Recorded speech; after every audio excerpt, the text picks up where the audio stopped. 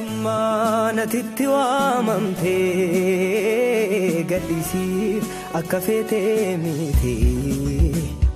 Yesuusiin hunduma daalamaa ejjennaan faana miila keeti. Jireenya kee guutummaa salaalii madaalii akka dubbisaati. Akki haasaa kee hundumtuu wal fakkaatamoo kan saati.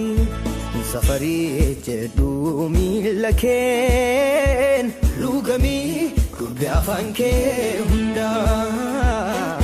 Of qabii jiraadhu gooftaa keef fayyuu kee ibsii bakka hundumaa.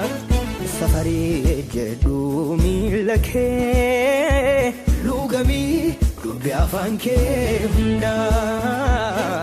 Of qabii jiraadhu gooftaa keef fayyuu kee ibsii bakka hundumaa.